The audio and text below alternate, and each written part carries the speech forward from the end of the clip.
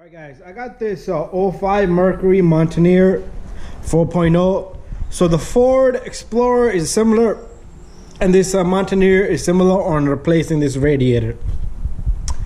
So this radiator is not easy, okay? And I got stuck at a point where everything just went disaster. So the first thing I did was drain the antifreeze. The drainer is down below, right down here. You can probably see it right there.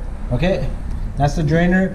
So what I did was, once I drained out the antifreeze, I took off this clamp, removed it, took off this bolt here. You probably got a clamp there.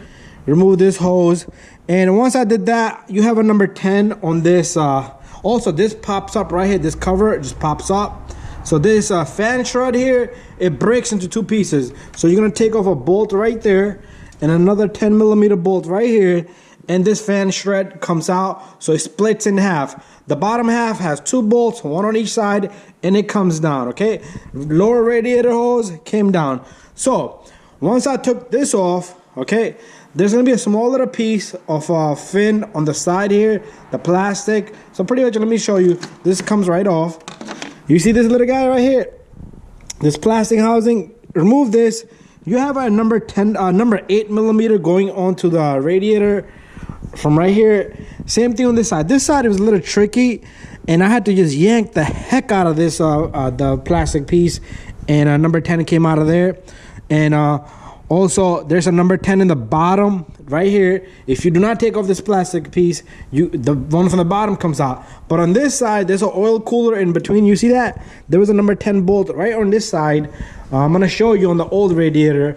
All right, and a radiator hose down below comes off. So it's a very simple job. It took me about 3 hours, no less than that. All right, I'm gonna show you the part number I have there, and the radiator is like 120 bucks, and nothing else I took off. That's all I took off. And I did not take off the fan clutch. All right, and in the bottom you have a radiator hose, and there's a hose underneath the radiator. There's a hose running underneath the radiator. So what I did was, on this side, I took off the clamp, and the fan short and everything came out. I did have to yank this side, the little hose that runs like that under the radiator. I did have to push the flex, and there was a number 10 bolt in the bottom onto that, and that went out of the way. But anyways, I'm gonna put that back together. But let's take a look at the radiator. What I did, a small little trick. But before that, let's take a look at, this is the box for the radiator. So there's the part number, all right? There's the brand I'm using. And on the radiator itself, what I did was, on the bottom, on the passenger side, the bolt in the bottom, you're not gonna get to it. It's not possible unless you remove the whole housing thing, okay? But anyways, what I did was, I took a cutter, slowly, I just hecked it, and then once it was weak enough, I just pry barred it off. Be careful, there's two hoses up here for the cooler, okay? So 1 bolt, 2 bolt, 3 bolt. This one I just broke it off. To put it back in, once you remove the cooler off a little bit, you could get it in there. I'm sure you can get it in there. But anyways, that's how I did this guy. And once I was done, I had a couple of hoses leaking on me. So do double check your hoses. Once you put everything back together, you had the antifreeze. This leaked on me, and the hose in the bottom started to leak on me. I just put a clamp, you know, this type of clamp. That's what I put on it. But anyways, if your car is overheating, I do even show.